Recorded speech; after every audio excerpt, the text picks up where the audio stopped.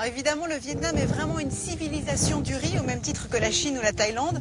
Pour vous donner une idée, je vais vous donner quelques chiffres. 80% des terres cultivables sont consacrées à la riziculture et le Vietnam est le 5e pays producteur de riz et le 2e exportateur de riz au monde. Donc c'est vous dire si vraiment le riz est important ici. On le mange, sucré, salé, on le boit aussi avec le vin de riz. Et on y met les pieds, puisque moi j'ai envie d'aller voir comment ça se passe. Alors, il y a deux types de cultures selon ce que j'ai compris. Il y a la culture inondée, dans les zones qui sont justement inondées la plupart du temps, la plupart de l'année.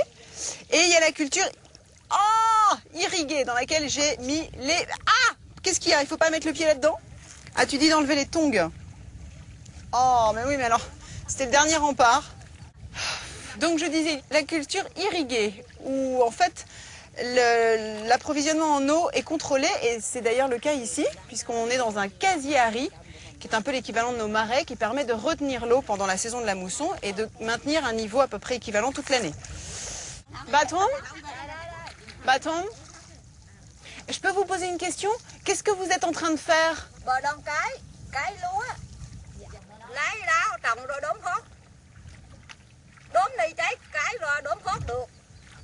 Alors je peux voir, parce que alors moi je ne sais pas du tout à quoi ça ressemble la plante du riz. Ah, c'est là que se loge le grain?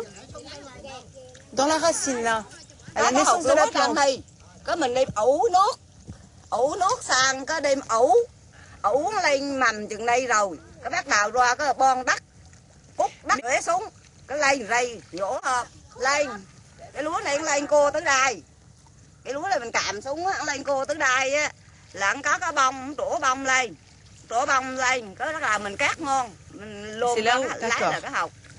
Ah oui, c'est ce qui est fou, c'est que par rapport à la culture du blé, par exemple, qui s'est considérablement modernisée, mécanisée avec la moissonneuse, par exemple, le riz, c'est vraiment une culture manuelle. C'est pour ça, évidemment, que c'est souvent une culture des pays pauvres, parce que ça nécessite beaucoup de main-d'œuvre.